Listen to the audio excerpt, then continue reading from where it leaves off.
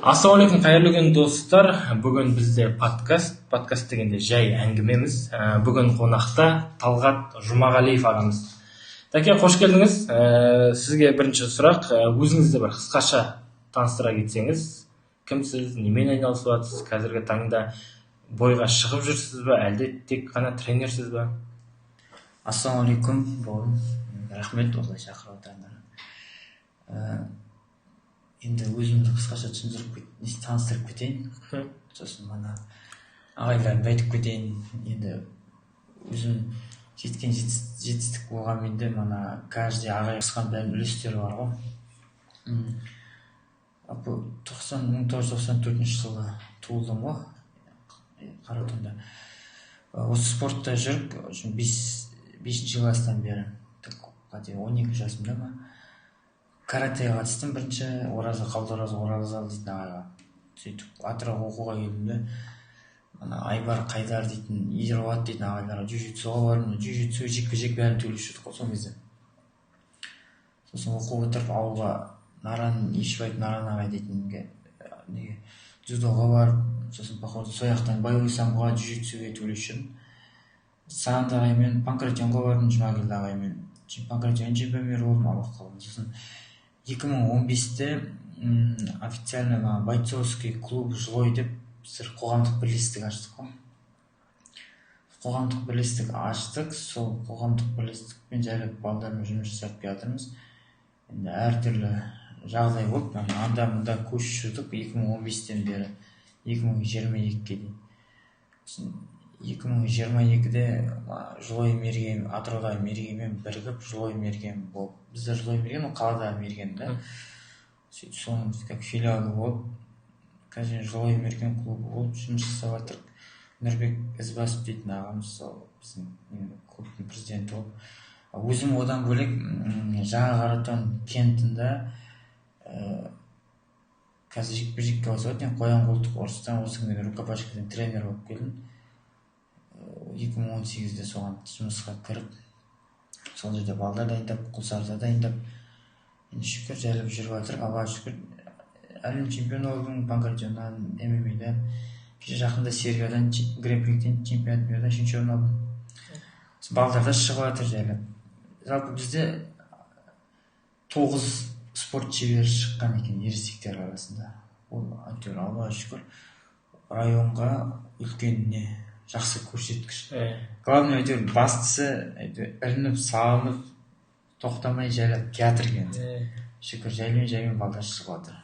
Жеңістеріңіз көп болсын, осындай әлем чемпионы бола беріңіз, артыңыздан ерген інілеріңіз де әлем чемпионы бола берсін.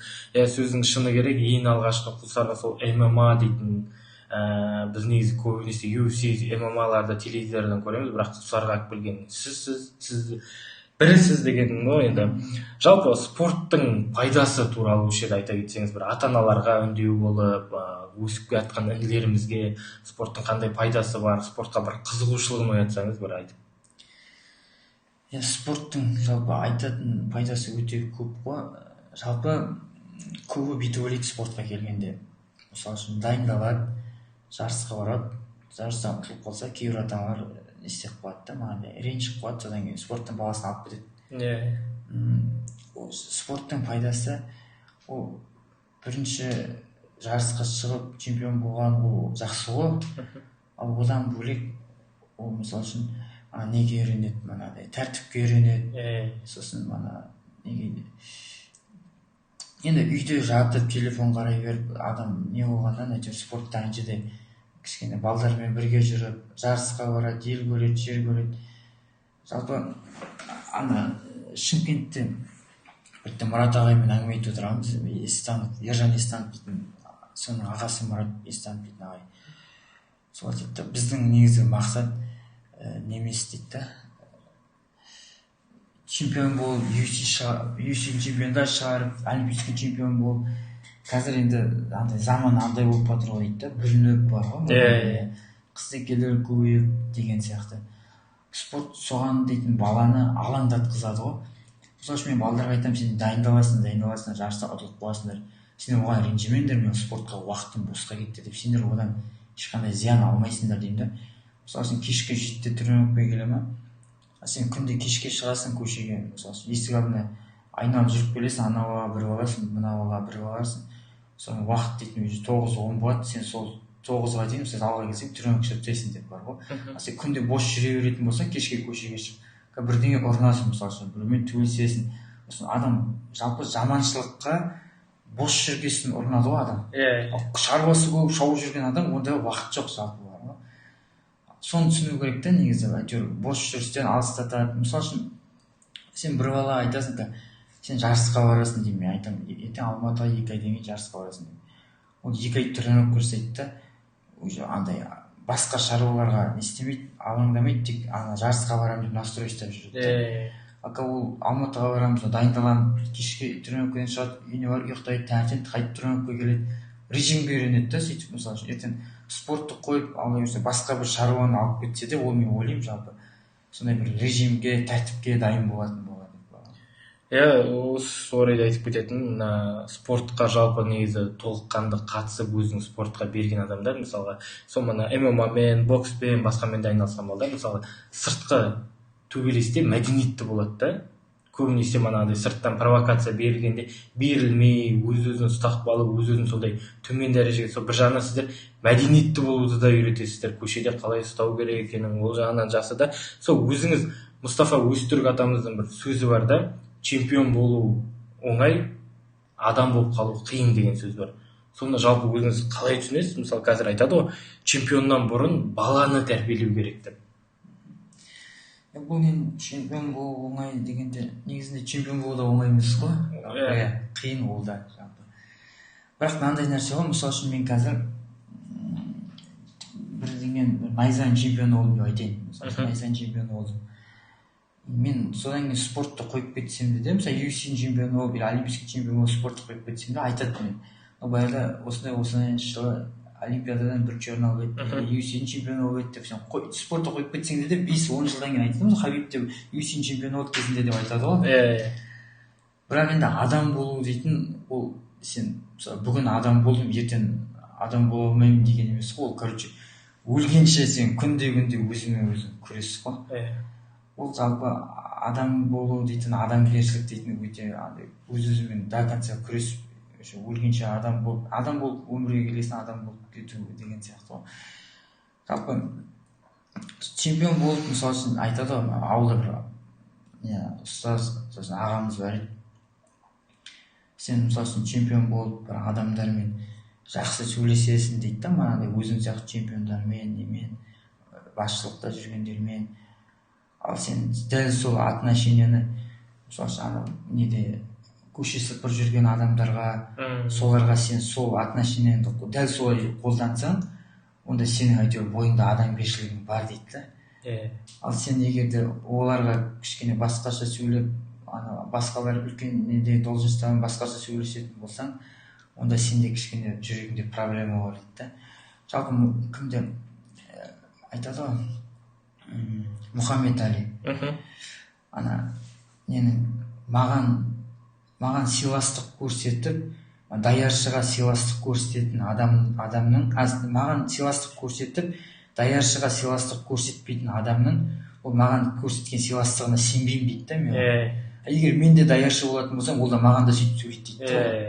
Ол жерде атағын сыйлап тұр ғой. Атағын сыйлап тұр, жалпы адам талғамау керек қой, бәрімен бірдей болу керек, шаман келгенше бар ғой. Адам болу дейтін сол негізі оңай нәрсе емес қой. Ауызға айтқанда оңай енді, бірақ өлгенше күресіп кететін нәрсе. Адам болып қалу қиын деген шын екен. Көп сөзіңізде UFC туралы көп айтып қалдыңыз. Осы қазір енді Қазақстанда ММА, жалпы UFC әлемде қатты дамып жатыр. Енді Қазақстаннан UFC-ға өзіміздің қазақстандық боецтарымыз барып жатыр. Енді Құлсарыдан жалпы UFC-ға, осындай үлкен аренаға шығатын балдар қазір бар ма? Потенциалдары қалай? Жалпы қазір профбойға шығып жүрген 3-4 бала бар. Енді UFC-ді істемей ақ қойын, UFC-ге шығу үшін бірінші рекорд жинау керек қой. Профи бойдан примерно 10 бой, 12-15 бой өткізу керек. Содан кейін UFC-ге жолдар болуы мүмкін. Пока енді 1-0, 2-0 сондай балдар.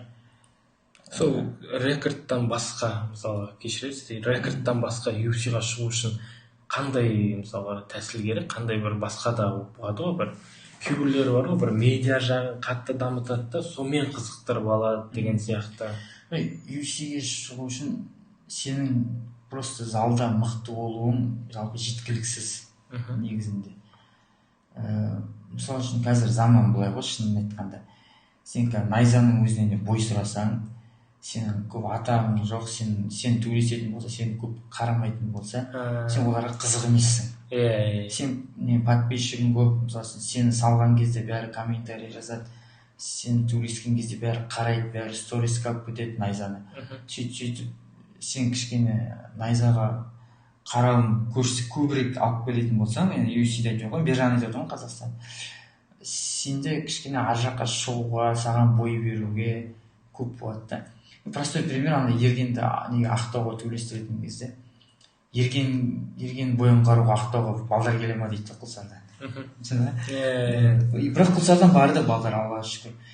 Жалпы айтайын дегенім, сосын UFC-де былай ағылшынша білмейтін, сондай көп адамдарды қызықтырмайтындарды пока поисқа төбелестірмейді, жүре береді. Евлоев әлі жүрді, төбелескен жоқ та. Малшар Евлоев. Анкалаев та бәленбай ойдан кейін жетті. Кішкене ағылшынша біліп, мағадай Инстаграм жүргізіп, халықты шулатып, қызық болсаң, өзім сені жалпы тез көтереді ғой. Өзің бір жағынан мықты болу керексің, бір жағынан адамдарға сөйлеп қызықты болу керексің. Сондай ғой қазір заман. Тіл мен медиа қатты болу керек дейсіз ғой.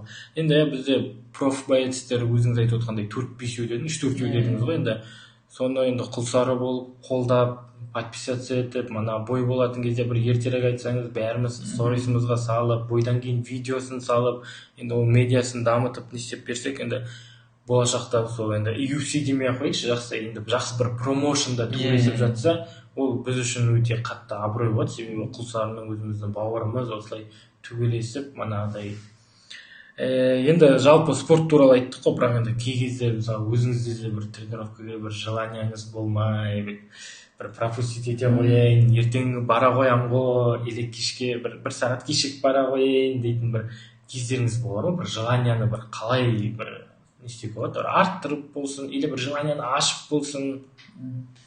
Жалпы бізде енді баядан бері спортта келатырғанның өзінде де бізде күнде желание болмайды ғой, сенде пендесің, енді шаршайсың, барғың келмейді. Бірақ та бізде андай темада, мысалы үшін 6 күн тренировка ма, 6 күннің өзінің несі бар, расписаниясы бар. Мысалы үшін мен 3-ші күн тренировкадан қалып қойсам, вольный күні күрестен қалып қоямын. Болды, мен осы апта вольный күреспеймін, келесі апта күресемін. Сондай не да, бүгінгі сабақтан, программадан қалып қойдым деген сияқты ғой. Сол үшін қалмауға тырысамын. Жалпы бір кітаптан оқып қойдым негізінде. Айтады да, бір істі жасау қиын емес, бір істі бастау қиын деп бар ғой. Жүрмейді тұрған машинаны қыздырып жіберсең, итеріп жүріп кеткеннен, қызып кеткеннен кейін болды ғой дейді, ол жүріп кетеді ғой дейді.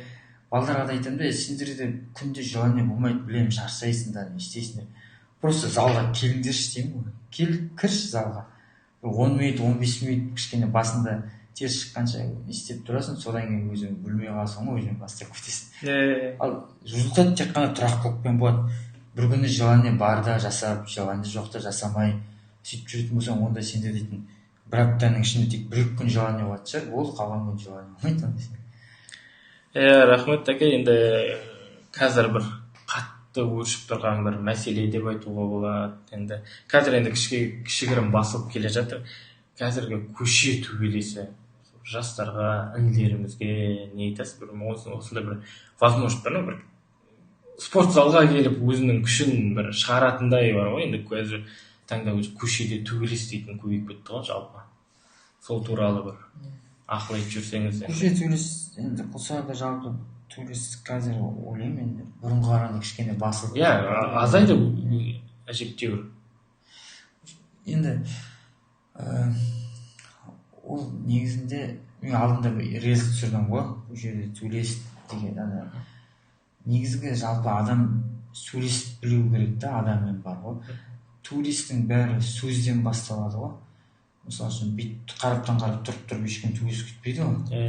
бір біріне сөйлейді, қисық сөйлейді, анау дұрыс сөйлесе. Жалпы тоже мана бір ауылда бір енді ұстазым ғой енді. Адамды Алла тағала жаратылыстың ішіндегі ең жақсысы қылып жаратқан ғой, манадай жақсы адам қылып. Адамнан үлкен не жоқ, ең несі адам қылып жаратқан үлкен бір. Сол адам деп сыйлап, сөйтіп негізі жақсы сөйлесіп білу керек та адаммен. Сол сөйлесіп білмейді, мынадай бір-біріне сөз қайтарады, кетеді, не істейді бар ғой, содан сөйлесіп басталады. Осы ананы ұрады, анау басқасын жинап келеді. Жалпы оның бәрі бос жүріс, мынадай неден сөйлесіп білмеген, сондайдан деп не істеймін енді. Түсінемін өзім, көшенің төбелестерін. Негізі көшенің төбелесі, жалпы негізі төбелес, өзіңіз білесіз, шариғат бойынша да болмайды негізі төбелесуге, адамға бір телесіне бір повреждение дейді ғой, бір бет әлпетін жарақаттауға, ауыр жарақатқа, жеңіл жарақатқа да мысалы шариғат бойынша рұқсат жоқ. Өзіңіз де енді төбелестіңіз, төбелесіп жүрсіз, жалпы сол енді балаларға қалай осы жағынан қалай ақыл айта аласыз? Мысалы шариғат бойынша болмайтын нәрсеге жасау деген сияқты. Негізі бұл өте не сұрақ, қиын сұрақ. Бірақ деген бар дейсің да. Бәрін қорқатын бірақ бар дейсің. Мана жерде мана көшенің төбелесі деп айтып отты ғой, сол жерде бірінен де түкеттім бар ғой. Айтып жүрін да жалғыз жүрін. Жалпы негізінде алдында айттым ғой, мен Болатбекпен отырған кезде, әңгіме айтып отырған кезде ол да видео түсіріп алыпты. Жалпы адам негізі мынаны түсіну керек та. Егер сен біреуді ұратын болсаң, біреуді көшеде ұратын болсаң, ол саған ответке берсең, ұрасын, саған ответке берсе, ол да саған жақсы емес. Онымен жүресің қырылып, үшін сен балдарын алып келеді, сенімен төбелеседі, сосын сен оны аңдып жүресің, оны ұстап алайын деп. Үшін тиіп қашып, бір-екі айға қалай солай созылады ана дейді. Бір төбелестің өзі. Ал егер сен оны ұрасың, ол саған ответке бермесе, оның тоже да несі бар, зияны бар. Неге десең, айтады ғой, жәбірленуші адамның дұғасы қабыл болады дейді. Сен оны ұрасың, ол сенен тәжірибе атады да, саған күш көрсете алмайды. Мысалы үшін Алла тағала мынаған өзің неңді көрсетші деп, мысалы үшін ішінен бір не істеп қоятын болса, сен де бір Алла сақтасын, оңбай қалуы мүмкінсің да, өмір бойы бар ғой. Жалпы біреуді ұрғаннан кейін. Өмір бумеранг дейсіз, кейін балаңызға, ініңізге келуі мүмкін сол жағдай деген сияқты. Или бір шаруаларың дұрыс жүрмей. Жалпы адамды өйтіп не істеп безберекет ұрып тастау дейтін өте жақсы нәрсе емес қой, Алла сақтасын. Бәрібір де өмір алма кезек алдына келеді. Сол үшін адамды ұру былай тұрсын, адамға тілмен даже біреуді не істеуге болмайды ғой. Оймен де негізі жаманды ойлауға да болмайды ғой. Сол енді мана былай егер қатты қозғалмай ма? Былай кетпей, мана сұраққа жауап берсек, енді шариғат бойынша рұқсат жоқ, бірақ біле тұра айналысқан қалай болады екен, балдарға жол көрсеткен қалай болады екен, негізі төбелескен. Жалпы мынандай ғой, мен балдарды төбелеске дайындап жүргенде, негізгі балдар төбелеспей, мынандай мешіттен сабақ алып, маған істеп бар ғой. Адамгершіліктің сабағын алып, имани сабақ алып, кіріп күресіп жүрсе, ол жақсы негізі, күреспен айналысса. Ал егер төбелеске желаниесі болып, сен оны төбелеспейсің деп желаниесін сындырып тастап, ол вообще спорттан кетіп қалуы мүмкін да, түсінесіз ба? Осыдан мысалы, ол мен оны төбелеспейсің деп желаниесін кетіріп, вообще спортқа да келмей қалғаннан, одан да осы төбелесіп, жарысқа шығып жүрген жақсы дейді, бір нәрсеге алаңдап жүреді. Өзім жалпы соңғы 23-те төбелестім, негізі 23-те төбелестім. Бірақ балдарға да айттым, енді мен төбелесіп жүрген жоқпын, сендерден төбелес деп үгіттемеймін. Бірақ енді төбелесетін болсаңдар, енді жолдарын көрсетемін. Неге десең, өзім де бұрын төбелесіп өткен жол болғасын. Сендер де өздерің шығыңдар, ұтылып қалсаң ұтылып қал деп отырмаймын ғой деген сияқты бар. Жалпы енді энергиясын сыртта шығарғандан гөрі клеткіде шығарғанда қайырлы дұрыс деген. Алаңдайды, мынандай босқа жүрмейді деген сияқты ғой. Енді әйтеуір бір мақсат болады мынандай. Сіз сияқты сол өзінің бір жасына келгенде сол төбелесті қойып, мана күреске, грэпплингке барып. Мен мысалы үшін айтайын, өзім 21 жасымда мен төбелес чемпион болып келгенде маған айтты, төбелесуге жалпы болмайды осылай.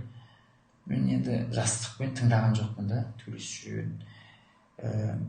Бір қоям дейін, бір төбелесем, бір қоям, бір төбелесем, сөйтіп жүргенде 29-ға келдім ғой. Енді сөйтіп олар мен болмайды десем де бәрібір де төбелесейін тұрған бала болса, мысалы үшін мен болмайды десем де өздері дайындалып төбелесе ме, или бірдеңе істей ме. Енді жас қой, бәрібір төбелесуі мүмкін, енді істесем. Бәрібір и так төбелесейін түркенсін, енді одан да жақсылап дайындалып, дұрыс результат берсеші, онда деген сияқты ғой. Не былай емес болмай. Бірақ мен өзім ойлаймын, жалпы адам спорттық төбелесетін карьерасы основной 20 мен 30-дың жасы деп бар ғой. 20 мен 30-дың жасында тек төбелесетін болса газды басып қалып, результат беретін болса беріп қалып деген сияқты. Уақытында қойып. Уақытында. Жалпы енді қазір жарыстарға шығып жүрсіз, өзіңіз айтып отырсыз, Қазақстан чемпионатына кетіп бара жатырмын деп. Енді бәріміз көреміз, осындай бір шетте тренерлері тұрады, достары тұрады, бірге дайындалатын, солай енді жалпы былай бойдың алдында, мысалы күрестің алдында мотивация кім береді сізге? И сіздің бұрыш жақтарыңызда мысалы тұра ма достарыңыз, или там тренеріңіз ба бұрыннан келатқан? Или өзіңіз барып күресе бересіз бе? Негізі секундант дейді ғой, секундант болу өте маңызды. Сен сыртындағы қателіктерінде былай моменттерді айтып тұрады. Секундант өте мысалы үшін қолыңда тұрған жеңісте бір моменттерді сыртынан көріп тұрып, сен айтып тұратын адам берді, ол соны жасай алмай қалып ұтылып қалатын да кездері болып қалады. Секундантқа жалпы залдағы өзімнің қасымдағы бауырларым, достарым шығады ғой.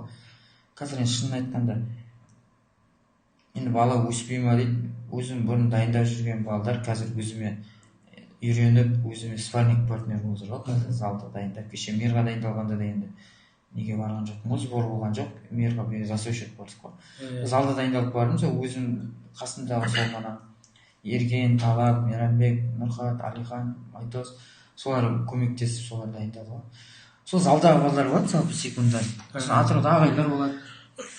Енді болашақта қандай жоспарыңыз бар, осы сұрақпен бір түйіндеп, осы бүгінгі әңгімемізді, подкастымызды түйіндесек, қандай бір жоспарыңыз бар? Енді шыны керек, Құлсары қаласына бірі болып сіз ақ білдіңіз, ММА-нан жалпы Құлсарыда жарыстар ұйымдастырылып тұрады, барып тұрамыз, көріп тұрамыз. Сондай бір алда бір жоспарыңыз бар ма? Бірінші жалпы нені ашқанда Нұршат дейтін бауырым, сосын Қанат дейтін ағамыз бар, чемпионаттарға солар көмектесті ғой. Балдар көп, басында Ерлан, Ержан, Нұрлан, достарым бәрі. Алақ қолымен жайлап бастадық. Бір болып алып келгенде енді команда болып жалпы аштық деген ғой. Енді Атыраудан бастап дайындалып келген өзім болғасын. Жалпы жоспарым деген былай. Қазір менде балдар өсіп жатыр, балдар өсіп жатыр. Бала мектепке дейін оған тренировка жасау, жарысқа бару қатты проблема емес. Ол үйінің ата-анасына әлі бала ғой, үйіне жолына ақша береді, жарысқа ақша береді деген сияқты. Тренировкасына береді. Ал өскеннен кейін балдар 18-19-ға келгеннен кейін баланы ұстау қиын да. Мен сол жалпы өсіп отырған балдарды бір қасыма кішігірім жұмыс тауып беріп, тренировкасына мешет етпейтіндей, тренировкасына барып келуге, жарысқа баруға жіберетін сондай жұмыс тауып, балдарды ұстап, сосын бір енді кішігірім өзіме ковер сиятын, сосын 8x8 мана клетка сиятын кішкене, примерно 10-20-дай болып зал салып, сосын қасыма балдарды сол жұмыс тауып беріп, соларды контрольда қарап, сөйтіп өсіп отырған балдарды шығару енді қазіргі мақсатым бар. Осыда 2008-2009-дар келатыр ғой жайлап. Осы жерде қоса кетейінші, Ерлан ағамыз соңғы бой өткізді ғой, титулға таласты ғой. Өкінішке орай екінші титулдан несе алмай қалды, пояс ала алмай қалды. Енді сол кезде Нұрбек Қарабала ағамыз бір обещаниясы бар еді, бір айтқаны бар еді, сіздерге Құлсары қаласына бір зал салып берем деген. Ол ютубта да былай да кең таралып кетті, негізі инстаграм, осы әлеуметтік желіде.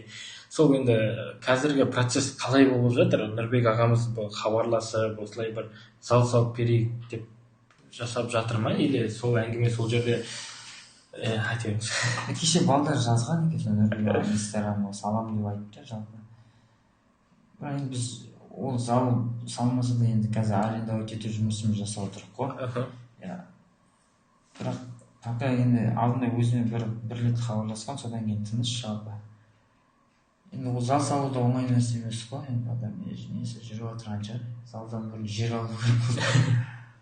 Енді бірақ сіздер жарыстарды ұйымдастырған кезде Құлсарыда әкімшілік жақсы көмектеседі. Негізі әкімшілікпен бірге жұмыс жасап жатсыздар. Енді бұйырса бір Құлсарыға бір үлкен демей-ақ қояйын, бір шағын өздеріңіз бір чемпиондар шығатындай бір зал салып берсе, әдемілеп сол жерде өздеріңіз еңбек етіп. Былай жер берсе, сосын жаймен деп өзіміз қозғап жан-жақтан сөйтіп негізі бітіріп алуға болады. Ең басты жер болып тұр ғой. Ішіне кішкене қарашып жүрген терме ұжымы бар ғой Құлсарыда. Сол да қолдап спортта жүрсің ғой деп поддержать етіп жүр енді. Сол қолдаушыларға бәріне көп рахмет, Алла разы болсын, еселеп қайтсын. Сосын қалада бүкіл панкратион федерациясы, грэпплинг федерациясы, джиу-джитсу, рукопашка бәрімен де жақсы қарым-қатынаста. Сол бәрі жан-жақтан қолдап әйтеуір демеп жүр, бәріне де көп рахмет. Жақсының жақсылығын айт, нұр отасын дейді ғой. Енді осылай жеке кәсіпкерлерге алғысымыз шексіз. Шынымен Құлсары қаласында қонақ болып жатсаңыздар, жалпы Құлсары қаласындағы адамдарды осы терме ресторанына шақырамыз, және де мұсылман заттарындағы басшыларына алғысымыз шексіз. Шынымен қай спорт саласы болсын, басқа да саласы болсын, көмектесуге дайын тұрады. Сол заттар бар, витаминдері бар, алсаңыздар болады. Және де манағы 1001 ұсақ түйек дүкеніне үйге керекті заттардың бәрі бар, барып алсаңыздар болады. Негізі асарлап бітеді ғой, көп шаруа дейтін. Жан-жақтан қосылса, осындай бір жастарымызды қолдаймыз, чемпион болсын, Құлсарының атын жоғарға шығарсын деп. Осы мақсатта енді сөз қозғап, өзіңізбен бір сұхбаттасып, подкаст алып, бір әңгіме қылып, подкаст деп айтуға да келмейді, бір әңгіме, жастарға бір мотивация болсын, жастардың алдында жүрген адамсыз ғой деп, сіздің де бір медиаңызды кішкене көтерейік деген мақсатпен, құлсарлықтарды баршаларыңызды медиа жалпы жағынан инстаграмда лайк басу, комментарий жазу, бәрін айта кетейінші, негізі тегін, сторис салу, бәрі тегін. Сол тегін нәрсені аяп қалмайықшы, өзіміздің артымыздағы бауырлар өсіп келатқан. Құлсарыда бар ғой жалпы. Дзюдо болсын, өнер болсын, бокс болсын, қай саладан балалар шығып жатыр ғой, мысалы үшін. Сол Құлсарының сол блогерлері бар ғой, енді кішігірім белсенділері. Атыраудан да поддержать етпесе, Құлсарыдан да соның өзі не істесіз бірталайға дейін көтеріп тастайды ғой, негізі шүкір. Құлсарының өзі қала ғой енді былайша айтқанда.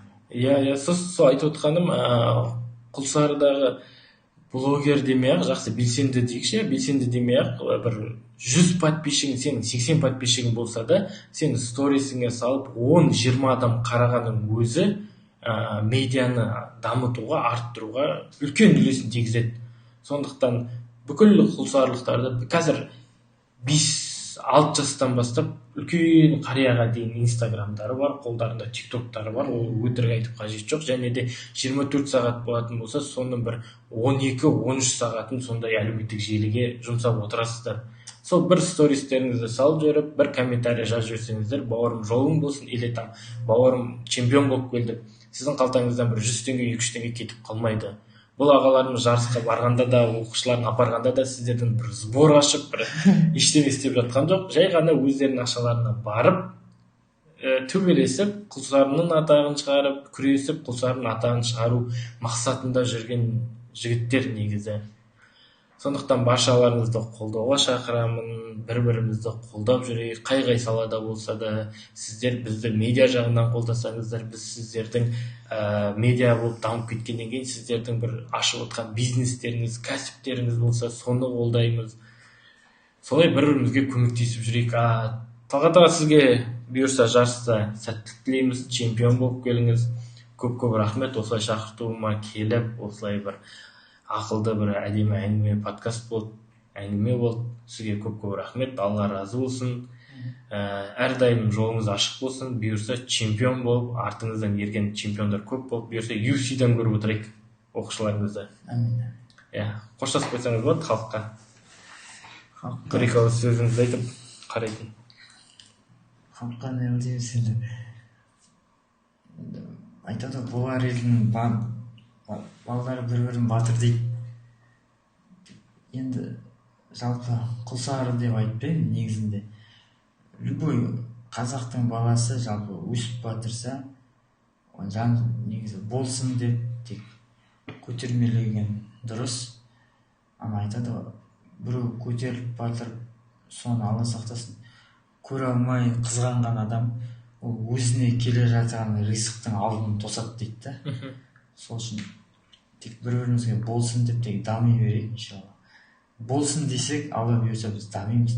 Ал енді бір-бірімізден тек Алла Тағаланың берген кеңшілігін, ризық несібесін қызғанып бір-бірімізден істейтін болсақ, одан енді даму өте қиын болады жалпы.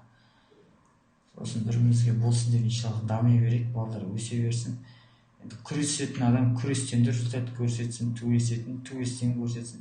Ең бастысы адам болсын дейміз ғой. Сенің дейтін айтады ғой, ғалым болғанынан да пайда жоқ дейді да. Мысалы үшін бәрін біліп ал сен, ал оны іске асырып, бір адамгершілігің бойында қасиетің болмаса, одан пайда жоқ та. Сол үшін енді тек бір-бірімізге болсын деп, тек адам болып өмірге келгесін, сол адам болып өмір сүріп, тек бір-бірімізге болсын деп жүрейік иншалла.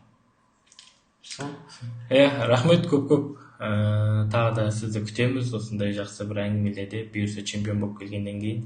Және де осылай өз ойымен бөлісетін, жалпы ақылын жастарға айтатын, осы өнер жолында жүрген, спорт жолында жүрген барша ағайларды шақырамыз. Осы жерге келіп, әңгімелеріңізді айтып, бір жастарға бір ақыл насихаттауға болады. Көп рахмет, әке. Осымен подкастымыз аяқталды. Рахмет. Рахмет. Ешемет болды.